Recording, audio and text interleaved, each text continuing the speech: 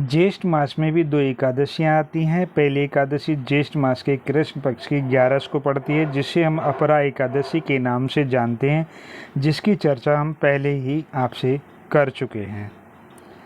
दूसरी एकादशी ज्येष्ठ मास के शुक्ल पक्ष की 11 को पड़ती है, जिसे हम निर्जला एकादशी के नाम से जानते हैं। इस वीडियो में हम निर्जला एकादशी के बारे में चर्चा करेंगे। इस वीडियो में हम महाभारत में निर्जला एकादशी के बारे में जो बताया गया है उसके बारे में आपसे चर्चा करेंगे। यह व्रत ज्येष्ठ शुक्ल एकादशी को किया जाता है। इसका नाम निर्जला है, अतः नाम के अनुसार जल रहित होकर इस व्रत को किया जाए तो स्वर्ग आदि के सिवा शरीर में आयु और आरोग्य वृद्धि के तत्व विशेष रूप से स्वतः विकसित हो जाते हैं। व्यास जी के कथनानुसार यह अवश्य सत्य है कि अधिमास सहित 1 वर्ष की 25 एकादशी न की जा सके तो केवल 26वीं निर्जला एकादशी करने से समस्त एकादशियों का पूरा फल प्राप्त हो जाता है। वृषस्थे मिथुनस्थे के शुक्ला एकादशी भवेत ज्येष्ठ मसी प्रयत्न सोपोष्य विवर्जित है, अर्थात वृष और मिथुन राशि में ज्येष्ठ मास में शुक्ल एकादशी होती है। बड़े प्रयत्न से जल रहित होकर इस व्रत को हमें रखना चाहिए। इसी प्रकार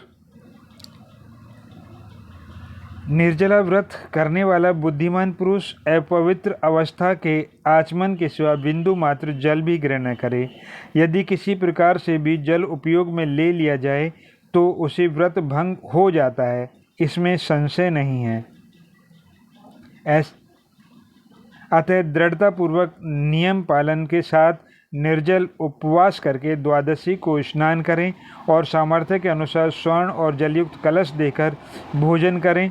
संपूर्ण तीर्थों में जाकर स्नान दान आदि करने के समान फल प्राप्त होता है।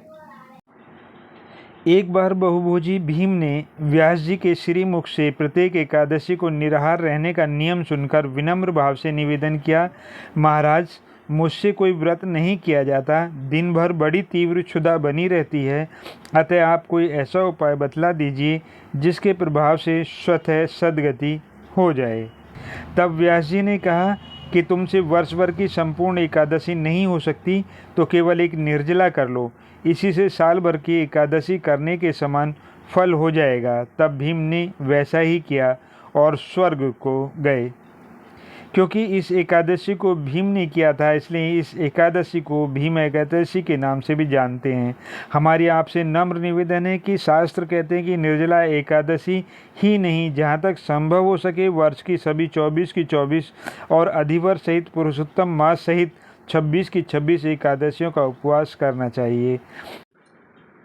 मेरे प्रभु टीवी पर आपको दी गई यह जानकारी कैसी लगी, कृपया हमें अवश्य बताइएगा।